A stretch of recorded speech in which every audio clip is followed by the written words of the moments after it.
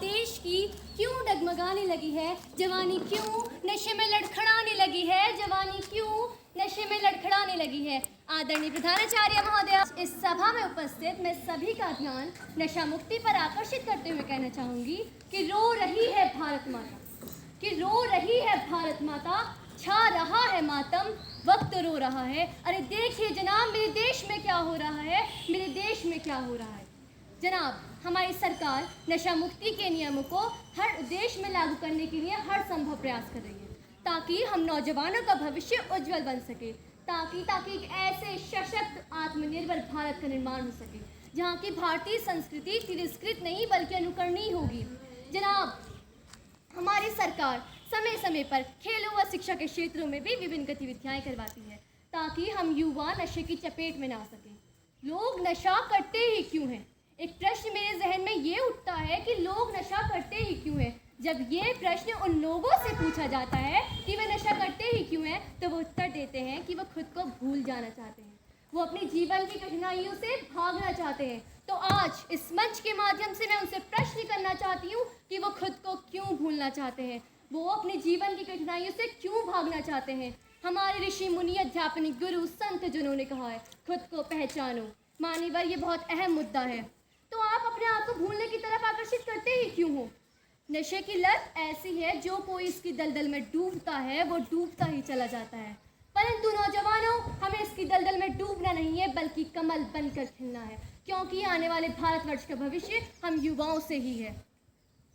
नशा नाश का द्वार है, नशा नाश का द्वार है। ये कहावत वास्तविकता को दर्शाती है। जो व्यक्ति नशा करता है वो अपना मानसिक संतुलन, शारीरिक सुंदरता, संकल्प शक्ति खो देता है। नशा करने की शुरुआत शौकी तौर पर होती है। नशा सामाजिक अपराध को भी बढ़ावा देता है, क्योंकि नशा करने के बाद व्यक्ति क्या कर रहा है उसे होश नहीं रहता। नशा हमारे प्रदेश में संक्रमण की भांति फैलता ही जा रहा है। हमारी सरकार समय समय पर अपने जागरूकता कैंप लगाकर अपने हर संभव प्रयास कर नशे को हवा की भांति फैलने से रोकने का पूरा प्रयास कर रही है। परंतु इस प्रयास को सफल बनाने की जिम्मेदारी किसकी है? मैं प्रश्न करना चाहती हूँ। ये जिम्मेदारी हम युवाओं की ही है। मान्यवर, आज इस मंच से मैं समस्त समाज से आग्रह करती हूँ कि वो अपने पारिवारिक समारोह में नशे का पूर्णतः बहिष्कार करें।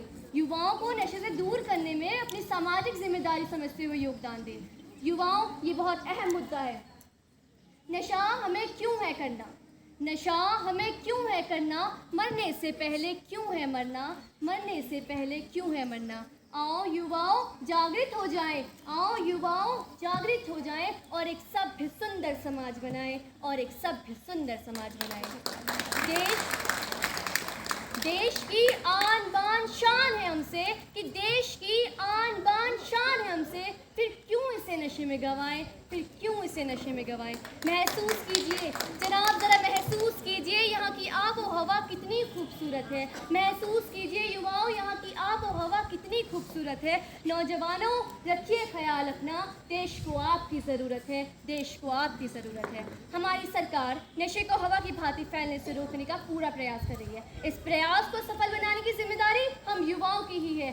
तो आओ आज मिलकर प्रण लें, ना हम नशा करेंगे, ना हम नशा करेंगे और ना किसी को करने देंगे, और ना किसी को करने देंगे। आज इस मंच में से मैं सभी युवाओं का आह्वान करते हुए कहना चाहूँगी कि सरकार ने तो शुरू